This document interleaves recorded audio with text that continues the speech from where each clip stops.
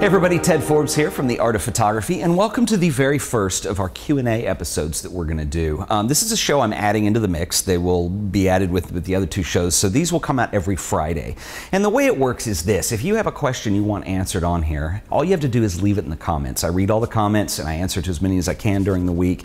And so if you have something you want to add to the discussion or want me to talk about, I'll select from those from the previous week. So if you're interested in a question, that's the way to submit it.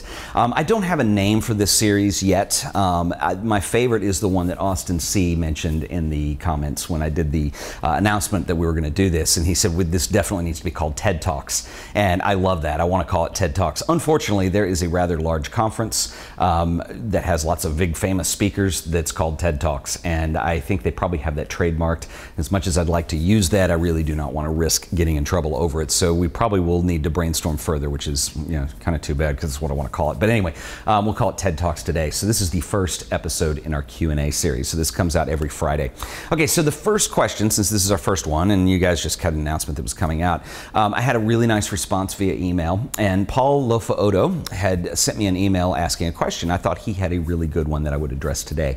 And essentially it was kind of, I'm going to have to paraphrase because it was a little bit long of an email, but the question he was asking me about my feelings on how in the fine art world and where we are today that the material a photograph is made on, what relationship does that have to the image, what is its importance? And I believe he was quoting Roland Barthes that was saying, I'm paraphrasing again, but the image and the laminate are fused together, and what importance does the material that you're printing on have on the actual photograph? Well, my answer is this: I think that it has a tremendous impact on it, especially when we're talking about making art, I guess. But when you're actually creating something that is designed to be an end product of sorts. So we're talking about a print, which is essentially what photography is a system of printing, unless you're doing something that's paper negative or something where you have a one-off. And I think historically the curve has been that there's been a shift. This used to be extremely important, and I think today you find very few photographers who place any emphasis on the material the photograph is printed on the end.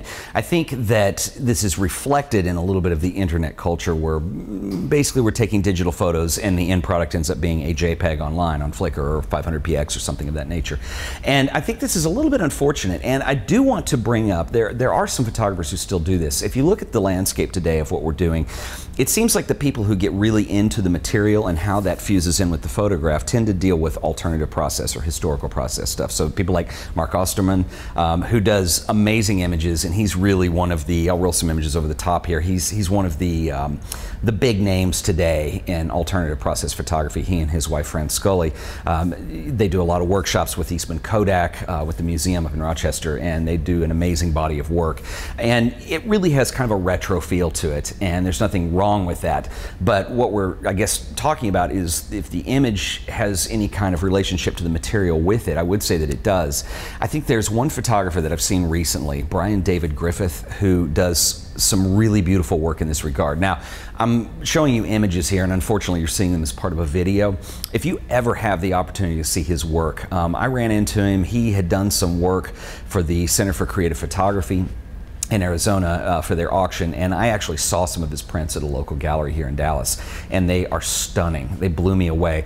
What Brian David Griffith does is these really high-key, minimalist type photos. I wouldn't say that they're totally in the style of what maybe Japanese minimalists had come up with, or minimalism movement back in the 60s and 70s.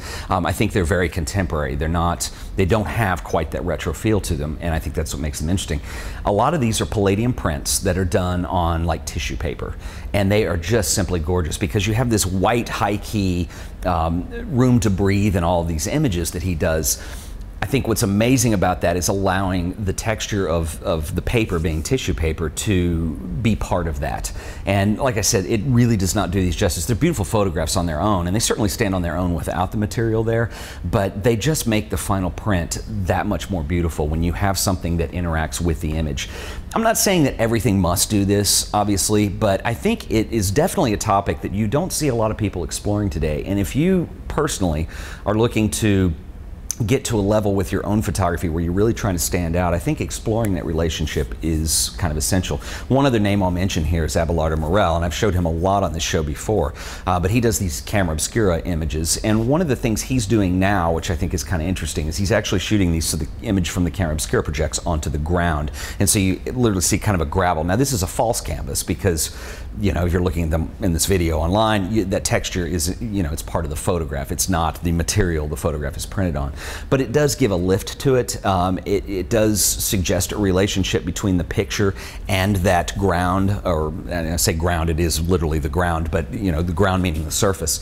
But it does show off that relationship. So even if you're doing it on that kind of a level, just involving texture in the kind of materials you're looking for in the end. But like I said, if you're really looking for something to stand out, start exploring work where you print that way. Maybe it's non-traditional paper, maybe it's some kind of material thing, and there are ways to do this. There are emulsions you can purchase. Obviously, if you get into palladium printing or something advanced, and we've never done that on the show, and maybe we can get to that later this year. But anyway, I hope that answers your question, Paul, and if you guys have any comments, please leave them.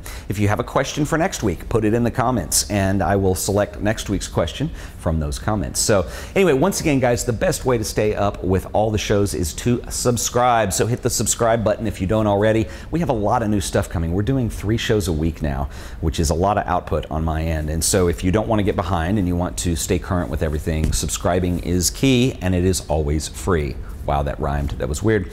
Anyway, guys, once again, thank you for watching The Art of Photography, and I will see you on Sunday with our regular full-length episode. So I'll catch you next time. Later.